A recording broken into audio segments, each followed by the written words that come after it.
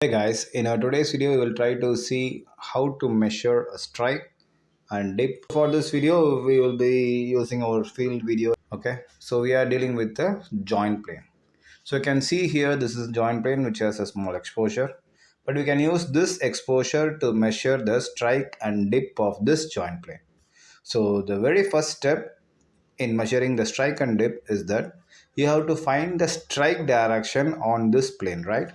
And for such a thing, what we can do is we can use a Brunton compass, right? In that also you can use the tube level, and there will be zero marking in the pendulum of the tube level, right? So if you see the Brunton compass, right, you can see here, right? So just back of it, there is a adjustment called pendulum. So you can just adjust it. Just by adjusting it, you can see there will be a change in the front side. That's a tube level location will be shifting, right? So first step is you have to match the zero in the pendulum along with the zero in the Brunton compass, that is just down to the western side, the W side, right? So this is the very first step. So after matching this, what you have to do is, so what it actually indicates is that the western side, so this side, right? So this is parallel to the tube level, okay? So you can say if the plane is say horizontal, you can see the bubble in the tube level will be lying in the center.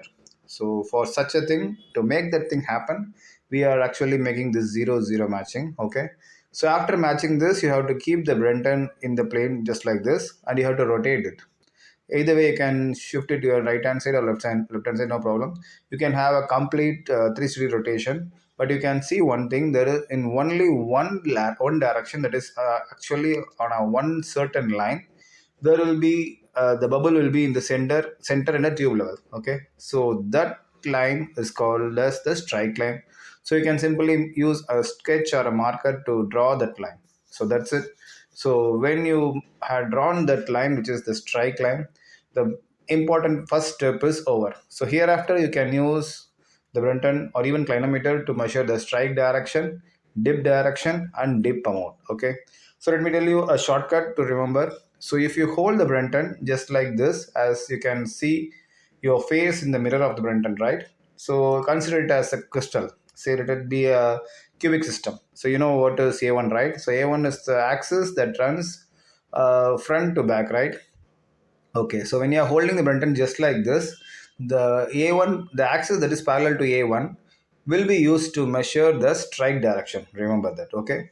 So you know A2, right? So the A2 should be matched to the line that we had drawn in the joint plane. So that will show the dip direction. And A3, you can use that to measure the dip amount, okay? So the simple task is that you have to hold the Brunton just like this, just like you have to see your face in the mirror in the Brunton.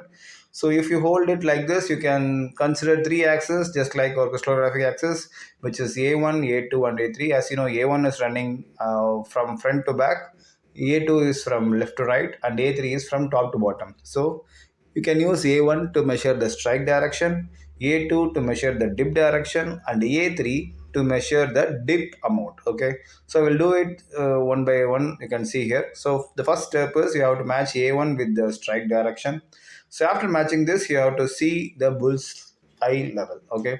So when you are holding the Brunton horizontally, you have to use the bullseye level, and if you are holding the Brunton vertically, you have to see the tube level, okay? So in this case, we are holding the Brunton horizontally, so we have to see the bull's eye level. So once you are watching this, you can see the bull's eye level will be at the center, okay? And there should not be any magnetic material around you, so that will give you some different or even wrong answer. So keep in mind there should not be any magnetic material. Hold the Brunton just like this, and you can see the bullseye in the center, and you can have your note the number, that is the direction that is in the greater outermost circle. So the north line will show some numbers, and that will be your strike direction. Is that clear? So that's it. You have measured the strike direction. The second step, what we had said is we have to measure the dip direction, and for that we have to use the A2 axis, right? So you just rotate this Brunton compass, keep just like this. So now the hand is pointing towards the dip direction of the joint plane, okay? So in which direction the pointer is there, that will be the dip direction. Remember, strike is bidirectional, so you can keep it anyway, right? No problem. But dip is a single direction, so you have to keep the pointer towards the dip direction of that joint plane. Okay, so I kept it like this. So now you have to see the bullseye level, and now you can see the number that is shown in the outermost circle, and that number shows the dip direction. Okay, so the strike direction is over, which we use A1, and the dip direction is over, we had used the A2, and the last one, dip amount. Okay, so for this you have to keep the Brunton vertically on the strike direction what we had already marked, right? With the chalk piece, right?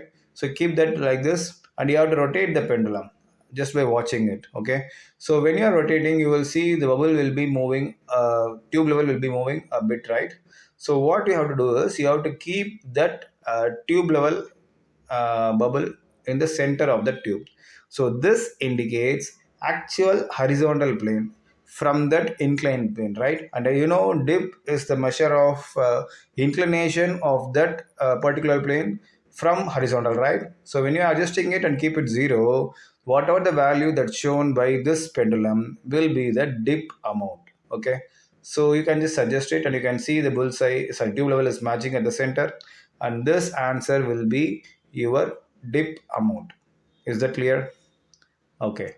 Thank you. If you have any doubt, just mention in the comment section. We will try to make it a detailed video. Thanks for watching. Have a great day.